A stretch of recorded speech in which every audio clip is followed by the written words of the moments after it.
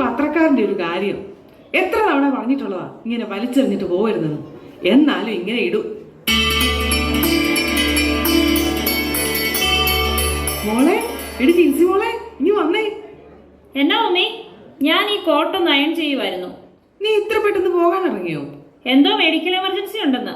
8 മണിക്ക് ഹോസ്പിറ്റലിൽ എത്തണമെന്ന് ഇപ്പൊ വിളിച്ചു പറഞ്ഞു. ദേ ഇങ്ങോട്ട് നോക്കിയേ, നിന്റെ ഫോട്ടോ പത്രത്തില്. ഓ, ഇതാണോ? ഇതാ കമ്മ്യൂണിറ്റി ഹെൽത്ത് പ്രോഗ്രാമിന്റെ ഇനാഗുറേഷൻ സെറമണിയാ. ഞാൻ മാത്രമല്ലല്ലോ, എല്ലാരും കൂടെ അല്ലേ. മമ്മി എന്നാ ഈ തുറച്ചു നോക്കുന്നേ?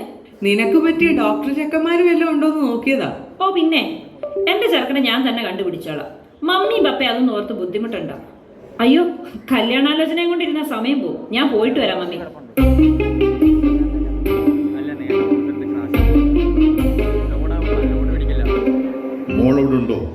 ഉണ്ട്. രാവിലെ എന്തോ എമർജൻസി കോൾ ഉണ്ടെന്ന് പറഞ്ഞ് ഹോസ്പിറ്റലിൽ പോകാൻ ഇറങ്ങും അവള്. പപ്പ, ഞാൻ പോവാ. ഡ്യൂട്ടിക്ക് കയറണം. ഇപ്പൊ തന്നെ ലേറ്റ് ആയി. സുസൻ, കുരിക്കാട്ടിലെ ഫിലിപ്പിന്റെ മകൾ വെറും MBBS കാരിയായ മാത്രം പോരാ, MD കൂടെ എടുത്ത് എനിക്ക് അവളെ വലിയൊരു ഹോസ്പിറ്റലിന്റെ മുഴുവൻ അധികാരിയാക്കണം. എങ്കിലേ എന്റെ കണക്കുകൂട്ടലുകളൊക്കെ ശരിയാവും. കുടിക്കാൻ ചായയാണോ കാപ്പിയാണോ? നിനക്കെന്താ ഞാൻ പറഞ്ഞതിലത്ത് താല്പര്യമില്ലാത്ത പോലെ? ഇച്ചായ, നമ്മൾ എത്ര കണക്ക് കൂട്ടിയാലും ദൈവം വിചാരിച്ചതല്ലേ നടക്കൂ. അതൊക്കെ നിങ്ങൾ ഈ ദൈവവിശ്വാസിയുള്ള ഓരോ വെറും തോന്നല. കുരിക്കാട്ടിൽ ഫിലിപ്പിന്റെ ഇന്നോളമുള്ള കണക്കുകൂട്ടലുകളിൽ ഏതാണ് പിഴച്ചിട്ടുള്ളത്? 10ാം ക്ലാസ് വരെ എല്ലാ ക്ലാസ്സിലും 1ാം റാങ്ക് വാങ്ങിച്ചുകൊണ്ടിരുന്നവനെ അന്നത്തെ ബാക്ക് ബെഞ്ചുകാരനായി ഈ ഫിലിപ്പിന്റെ കമ്പനിയിലെ ശമ്പളക്കാരനായിപ്പോ, ചെറുപ്പത്തിൽ അപ്പന്റെ കൂടെ റബ്ബർ വെട്ടാൻ പോയപ്പോ മുതലാളി ചമഞ്ഞ് പരിഹസിച്ചവരെ ഇപ്പോ ഈ ഫിലിപ്പിന്റെ ഖദർകുപ്പായം കണ്ട എഴുന്നേറ്റ് നിൽക്കും. മൂത്തവനെ വക്കീലാക്കിയത് ചിലതൊക്കെ കരുതിക്കൂട്ടി തന്നെയാ. 40 ലക്ഷം മുടക്കി മകളെ പഠിപ്പിച്ച് ഡോക്ടറാക്കിയതേ അതിന്റെ 10 ഇരട്ടി ഉണ്ടാക്കാമെന്ന ആത്മവിശ്വാസത്തിൽ തന്നെയാ. ഇവിടെ എവിടെയാണ് ഈ ഫിലിപ്പിന്റെ കണക്കുകൂട്ടൽ തെറ്റിയത്? നീ പറ സൂസമ്മേ. ഇച്ചായൻ ഇങ്ങനെ അഹങ്കാരം പറയല്ലേ, കർത്താവിന് അത് ഇഷ്ടപ്പെടത്തില്ല. ഈ കോവിഡും വെള്ളപ്പൊക്കവും ഉരുൾപൊട്ടലും ഒക്കെ ഉണ്ടായപ്പോ നീയൊക്കെ പറയുന്ന കർത്താവ് എവിടെയായിരുന്നു? ആ വിശ്വാസമൊക്കെ ഞാൻ പണ്ടേ എന്റെ മനസ്സിൽ നിന്ന് ഇറക്കി വിട്ടതാ. തർക്കിക്കാൻ എനിക്ക് അറിയത്തില്ല ഇച്ചായ. പക്ഷേ ഇച്ചായ, ഇതൊക്കെ ഇച്ചായന്റെ വെറും തോന്നലുകളാ. അത്രേ എനിക്ക് പറയാൻ അറിയത്തുള്ളൂ. എന്നാ ഞാൻ ഒരു കാര്യം കൂടി പറയാം. എൻ്റെ ഒരു സുഹൃത്തിന്റെ മകൻ ഒരു ഡോക്ടറുണ്ട്, പേര് ജോജി. അവളുടെ ഹോസ്പിറ്റലിൽ തന്നെയാണ് ഇപ്പോൾ വർക്ക് ചെയ്യുന്നത്. അവൾക്ക് അവൻ നന്നായിട്ട് ചേരുമെന്ന് തോന്നുന്നു. തന്നെയല്ല, ടൗണിൽ ഒരു മൾട്ടി സ്പെഷ്യാലിറ്റി ഹോസ്പിറ്റൽ അവരിപ്പോൾ പണിതുകൊണ്ടിരിക്കുക. ഞങ്ങളത് പറഞ്ഞങ്ങ് ഉറപ്പിച്ചു. പിള്ളേർക്ക് തമ്മിൽ ഇഷ്ടമാണോന്ന് അറിയാതെ എങ്ങനെയാ? അവർ ഒന്നിച്ചു പഠിച്ചതാ, ജോലി ചെയ്യുന്നു ഒന്നിച്ച്, ഇരുവരും പരിചയക്കാരുമാണ്. ഇനിയിപ്പോ എന്ത് നോക്കാനാ? അത് പിന്നെ ഇച്ചായ, അതൊക്കെ പറഞ്ഞ് മനസ്സിലാക്കി കൊടുക്കേണ്ടത് നിന്റെ ഉത്തരവാദിത്വം. ഏതായാലും ഞാൻ തീരുമാനിച്ചു കഴിഞ്ഞു. ആ അച്ഛനോ? എന്നാച്ചാ? ഫിലിപ്പ് സാറേ, ഞാനൊന്ന് സാറിനോട് പറഞ്ഞ ആ കാര്യം എന്തായി? ഓ, ആ ബീവറേജ് മാറ്റുന്ന കാര്യമല്ലേ? ഞാനത് MLA യോട് സംസാരിച്ചിട്ടുണ്ട്. സാറേ, പിള്ളേർ സ്ത്രീകളൊക്കെ പോകുന്ന വഴിയല്ലേ. ഇന്നലെയും കൂടെ സ്കൂൾ പിള്ളേരുടെ അടുത്ത് ആരോ മോശമായി പെരുമാറി എന്നൊക്കെ കംപ്ലൈന്റ് വന്നു. ഞാനും കൂടി വരാം സാറേ. നമുക്ക് നേരിട്ട് പോയിട്ട് MLA യുടെ അടുത്തൊന്ന് കണ്ട് സംസാരിച്ചാലോ? അച്ഛനിങ്ങനെ എടുത്തിയാടാതെ, ഓരോന്നിനും അതിന്റെ സമയമെടുക്കുന്നേ. പിന്നെ ഇവിടെ നാട്ടുകാരുടെ കാര്യം നോക്കാൻ ഞങ്ങളൊക്കെ ഇല്ല അച്ഛൻ. ഫിലിപ്പ് സാർ ഈ ഇടവക്കാരനാണെന്ന് വിചാരിച്ചിട്ടാ ഞാൻ സാറ് വഴിയെന്ന് ഇടപെടാന്ന് വിചാരിച്ചത്. അച്ഛനിങ്ങനെ പള്ളിക്കാരും രാഷ്ട്രീയവും ഒക്കെ ഒന്നിച്ച് കാണരുത്. പള്ളിയിൽ ഞാൻ അച്ഛന്റെ കുഞ്ഞാടൊക്കെ ആയിരിക്കും, പക്ഷെ സമൂഹത്തിൽ ഫിലിപ്പ് അങ്ങനെയാണെന്ന് അച്ഛൻ വിചാരിക്കരുത്. ഇനിയുള്ള കാര്യം അങ്ങോട്ട് പറയാം. ആ ബാർ നടത്തുന്നത് ഞാനും കൂടി ഷെയർ ഇട്ടിട്ടാ. അതിനെ അവിടെ നിന്ന് മാറ്റണമെങ്കിലും ഞാൻ വിചാരിക്കണം. അച്ഛൻ എന്നാ ചെയ്യാൻ പറ്റുമെന്ന് വെച്ചാൽ ചെയ്തു. എന്തിനാ ഇച്ചായ ഇങ്ങനെ ദൈവകോപവും നാട്ടുകാരുടെ മുഴുവൻ ശാപവും വലിച്ച് തലേ വെക്കുന്നത്? എന്റെ കർത്താവേ, ഇനി എന്നൊക്കെ സംഭവിക്കുമോ എന്തോ. ഫിലിപ്പ് ഇവിടെ വരെ എത്തിയതേ ഒറ്റയ്ക്ക് തന്നെയാ. ലാഭമില്ലാത്ത ഒരു കളിക്ക് ഞാൻ നിൽക്കത്തില്ലെന്ന് നിനക്കറിയാലോ. നിന്റെ വികാരിച്ചനോട് പോയി പറഞ്ഞേരെ, ഫിലിപ്പിനെ കൊണ്ട് തന്നെ നിറം കാണിപ്പിക്കരുത്.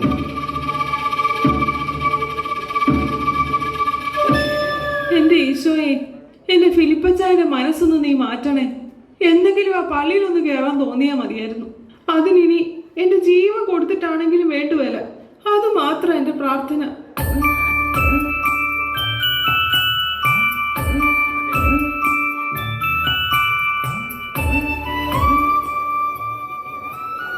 Doctor Jincy, good morning. എങ്ങനെയുണ്ട് ഓപ്പറേഷൻ തിയേറ്റർ എക്സ്പീരിയൻസ്? ഇന്നത്തെ കേസ് കുറച്ച് കോംപ്ലിക്കേറ്റഡ് ആയി പോയിടും. കൂടെ നിൽക്കുവാണേലും ഞാൻ കുറച്ച് ടെൻഷനായി. പിന്നെ ഡോക്ടർ തുളസീധരൻ വന്ന് കൈകാര്യം ചെയ്തു. Actually he was so upset. എന്താ താൻ കാണണമെന്ന് പറഞ്ഞത്? അത് പിന്നെ ജോജി, നമ്മുടെ കാര്യം അടുത്ത ആഴ്ച ഉറപ്പിക്കാൻ പോവാന്നാണ് കേട്ടത്. അതെ, തനിക്ക് എന്തെങ്കിലും പ്രശ്നമുണ്ടോ? അതിനെക്കുറിച്ച് പറയാനാ ഞാൻ കാണണമെന്ന് പറഞ്ഞത്. ജോജി, നമ്മൾ തമ്മിൽ പരിചയവും സൗഹൃദവും ഒക്കെ തുടങ്ങിയിട്ട് എത്രയോ വർഷങ്ങളായി. പക്ഷേ അപ്പോഴൊന്നും നമ്മൾ വിവാഹത്തെക്കുറിച്ചൊന്നും ചിന്തിച്ചില്ല. ഇപ്പൊ വീട്ടുകാർ പറഞ്ഞപ്പോഴാ ഞാൻ അതിനെക്കുറിച്ചൊക്കെ ഒന്ന് സീരിയസ് ആയിട്ട് ചിന്തിച്ചു തുടങ്ങിയത്. അതിനിപ്പോ എന്താ, നിനക്കെന്നെ ഇഷ്ടമില്ലെന്ന് വല്ലതും ഉണ്ടോ? എടാ, നിന്റെ അത്ര എന്നെ അറിയാവുന്ന ആരാ ഈ ലോകത്തിലുള്ള ജോജി? അതൊന്നും അല്ല പ്രശ്നം. പിന്നെന്താ പ്രശ്നം? പഠിത്തത്തിൻ്റെ കാര്യമാണോ? MD എനിക്ക് കിട്ടിയില്ലെങ്കിലും നിനക്ക് കിട്ടുമെന്ന് എനിക്ക് ഉറപ്പാണ്. അതല്ല ജോജി, ഞാൻ കുറച്ചു നാൾ മുമ്പ് ഒരു പേഷ്യൻറ്റിൻ്റെ കാര്യം പറഞ്ഞില്ലേ? ഞാൻ പ്രാക്ടീസിന് പോയ ഹോസ്പിറ്റലിൽ എന്നെ ഒരുപാട് ടച്ച് ചെയ്ത ഒരാളുടെ മരണത്തെക്കുറിച്ച്. ഏതോ ഒരു സിസ്റ്റർ അല്ലേ? അതെ, എന്നോട് വലിയ സ്നേഹമായിരുന്നു.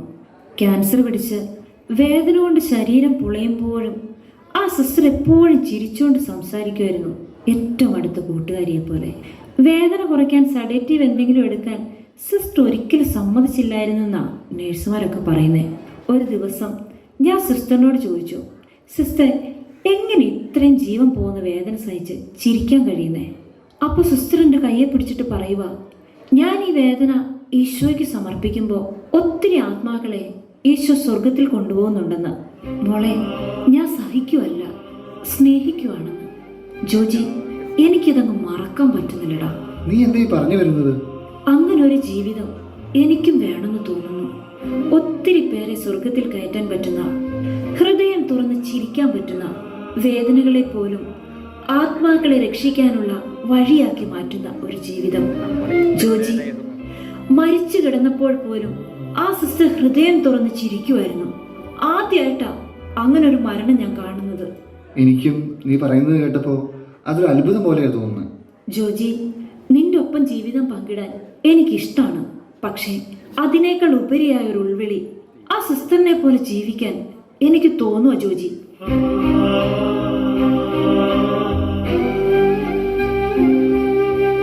ഇതൊരു തോന്നൽ മാത്രമാണോന്നറിയാൻ ഞാൻ ഒരുപാട് പ്രാർത്ഥിച്ചു നോക്കി. എന്നാൽ അതല്ല. കാരണം അത് ഓരോ ദിവസവും എൻ്റെ ഉള്ളിലിരുന്ന് ശക്തിപ്പെട്ടുകൊണ്ടിരിക്കുക.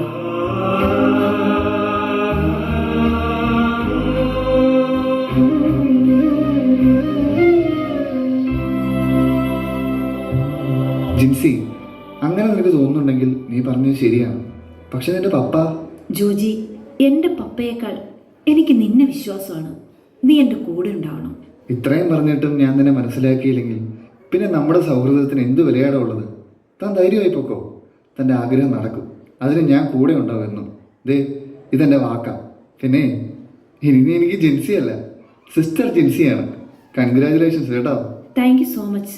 ഇതെൻ്റെ കൂടെ നിൽക്കുന്നതിനല്ല, ഫോർ അണ്ടർസ്റ്റാൻഡിങ് മീ.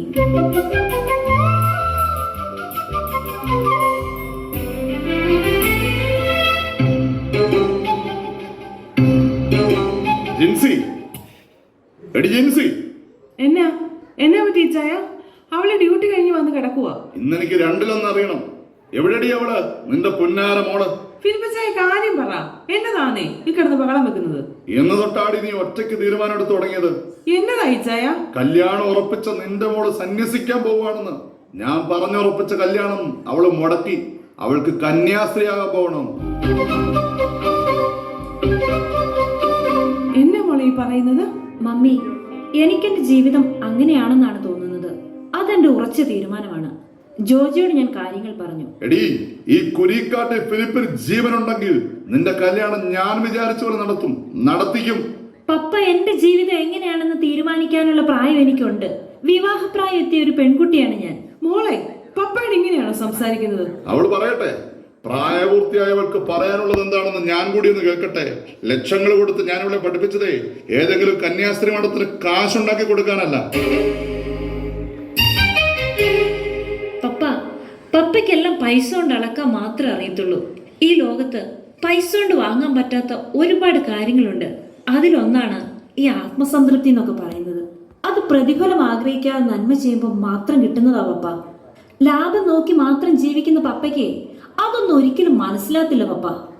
എനിക്ക് ഏറ്റവും അധികം സന്തോഷം തരുന്നതേ ഒരു സന്യാസിനിയായി ജീവിതം മുഴുവൻ മറ്റുള്ളവർക്ക് വേണ്ടി മാറ്റിവെക്കുമ്പോഴാണെന്ന് തിരിച്ചറിഞ്ഞിട്ട് തന്നെയാണ് ഞാൻ ഈ ജീവിതം തിരഞ്ഞെടുത്തത്. ഈ ഫിലിപ്പ് ജീവനോടെ ഇരിക്കുമ്പോ നിന്നെ ഞാൻ ഒന്ന് സമ്മതിക്കത്തില്ല.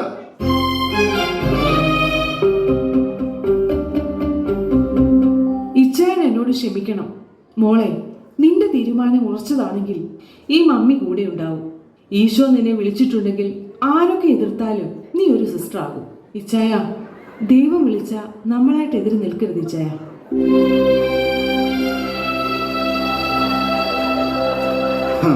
അപ്പൊ ഫിലിപ്പിനെ തോപ്പിക്കാൻ എല്ലാരും കൂടെ ഒരുമിച്ചിറങ്ങിയേക്കും അല്ലേ? ഫിലിപ്പ് സാറേ, ഇത് ജയത്തിന്റെയും തോൽവിയുടെയും ഒന്നും കാര്യമല്ല. ജിൻസിക്ക് അങ്ങനെ ഒരു ബോധ്യം ഉണ്ടെങ്കിൽ അവൾ ആ ജീവിതം തിരഞ്ഞെടുക്കട്ടെ. അതിന് നമ്മൾ തടയിട്ട അത് വലിയ ദുരന്തമാവുകയുള്ളൂ. എന്നാ ഇവിടെ വെച്ച് ഫിലിപ്പ് ഒരു കാര്യം കൂടി അങ്ങ് പറയുക. ഇനി ഫിലിപ്പിന് ഇങ്ങനെ ഒരു മോളില്ല. നീ മരിച്ചുപോയെന്ന് ഞാൻ വിശ്വസിച്ചോളാം. കൊണ്ടുപോയിക്കോ എങ്ങോട്ടാന്ന് വെച്ചാ. നീ കുരിക്കാട്ട് തറവാടിന്റെ പടിചവിട്ടാൻ നീ വന്നേക്കരുത്. അതിന് ഞാൻ ചത്തുമനച്ച് കിടന്നാ പോലും.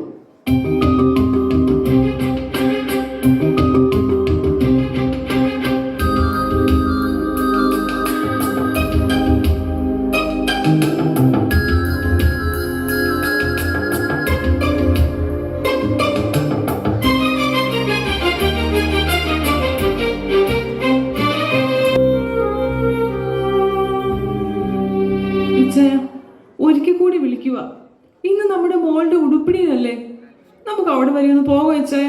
കുരിക്കാട്ടിൽ ഫിലിപ്പിന് ഒറ്റ വാക്കും ഒറ്റ അപ്പനമേ ഉള്ളൂ എന്ന് സൂസമ്മയ്ക്ക് ഞാൻ പറഞ്ഞു തരണ്ടല്ലോ. എന്നാ ഞാനെങ്കിലും ഒന്ന് പൊക്കോട്ടെ. അവള് വല്ലാതെ സങ്കടപ്പെടുന്നുണ്ടാവും. പൊയ്ക്കോ. പിന്നെ ആ വഴി അങ്ങ് പൊക്കോണം. തിരിച്ചിങ്ങോട്ട് വരണ്ട.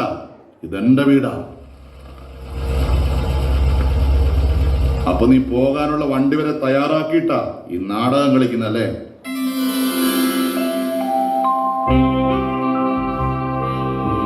മോനെ ജോണി, നീയോ? നീ വരില്ലെന്ന് പറഞ്ഞിട്ട്? അവൾക്കൊരു സർപ്രൈസ് കൊടുക്കാമെന്ന് വിചാരിച്ചു. കാര്യം തിരക്കൊക്കെ ഉണ്ടായിരുന്നു. എന്നാലും പെങ്ങള് സിസ്റ്റർ ആവുന്ന ദിവസമല്ലേ, എനിക്ക് വരാതിരിക്കാൻ പറ്റുമോ? ഇതെന്നാ അപ്പം പോകുന്നില്ലേ? വേഗം ഒരുങ്ങ്. ഞാൻ കാർ വിളിച്ചാണ് വന്നിരിക്കുന്നത്.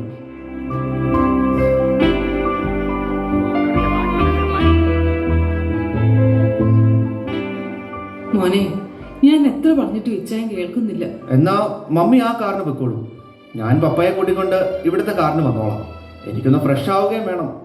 ആദ്യം തന്നെ ആരെയും കണ്ടില്ലെങ്കിൽ അവള് വല്ലാതെ വിഷമിക്കും. മോമെല്ലാം കഴിച്ചോ? അതൊക്കെ ഞാൻ നോക്കിക്കോളാം. ഇപ്പൊ മമ്മി ചെല്ല്.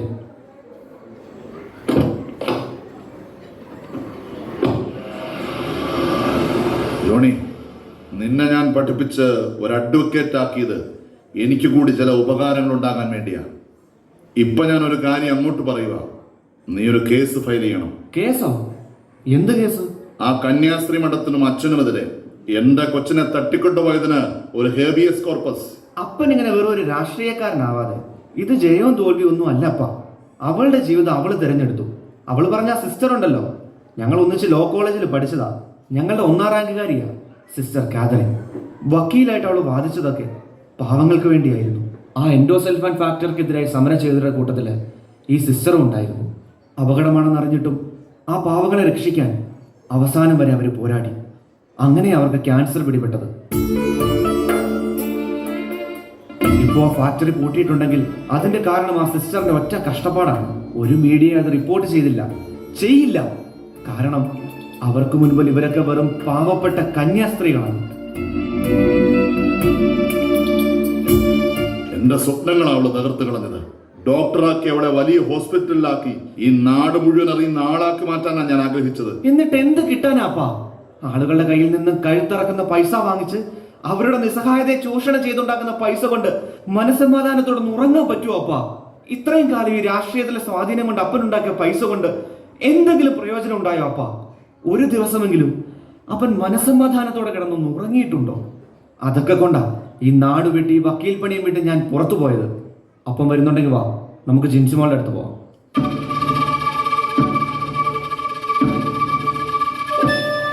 ഇല്ലടാ, അവളോട് ക്ഷമിക്കാൻ എനിക്ക് പറ്റില്ല. ഇപ്പോ നിന്നോടും.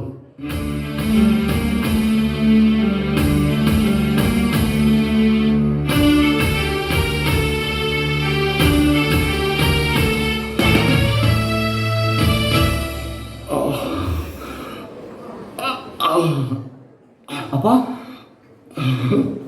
അപ്പ അപ്പ അപ്പ എന്ത് പറ്റിയപ്പാ? നമുക്ക് ഹോസ്പിറ്റലിൽ പോവാം.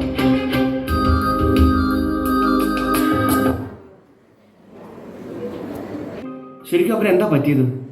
കുറച്ച് കോംപ്ലിക്കേറ്റഡ് ആണ്. ഹാർട്ടിലേക്കൂടെ 2 വെയിനുകൾ ബ്ലോക്കായി. വളരെ ഡേഞ്ചറസ് ആയ ഒരു സോണിലാണ് ഓപ്പറേഷൻ ചെയ്യേണ്ടത്. പക്ഷെ പേടിക്കണ്ട, അതിന് ഏറ്റവും പ്രഗത്ഭയായ ഒരു ഡോക്ടർ ഇവിടെ ഉണ്ട്. കൈപ്പിഴകളൊന്നും വരാത്ത ദൈവത്തിന്റെ കയ്യൊപ്പുള്ള ഒരു ഡോക്ടർ.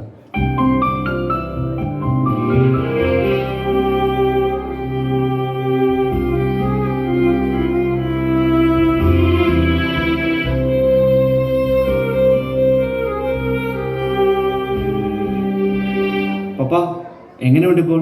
വേദന കുറവുണ്ടോ? എന്നെ ഒന്ന് എഴുന്നേൽപ്പിച്ചിരുത്തുവോ?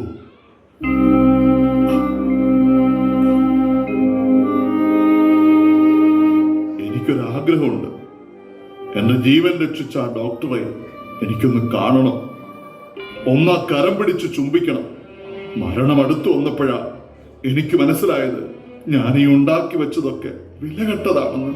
ആ ഡോക്ടർ എന്ന് പപ്പയെ കാണാൻ വരുന്നുണ്ട്. ദേ ആ വരുന്നതാണ് പപ്പയുടെ ജീവൻ രക്ഷിച്ച ഡോക്ടർ, സിസ്റ്റർ സ്നേഹ തെരസ്.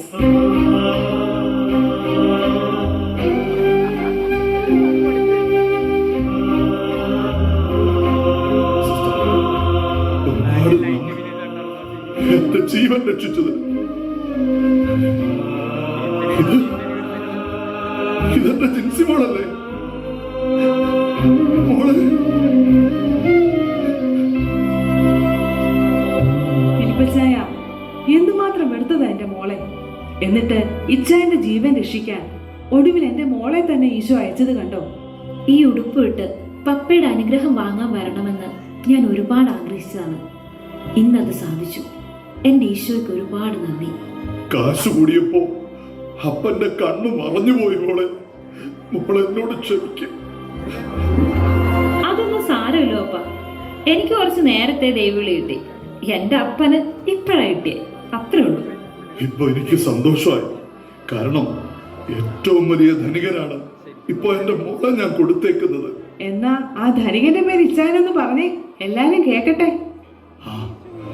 എനിക്ക് ആയുസ് നീട്ടിത്തന്ന ഒരവസരം കൂടി ജീവിതത്തിൽ തന്ന എന്റെ കർത്താവ് ഈശോ മിശിഹ.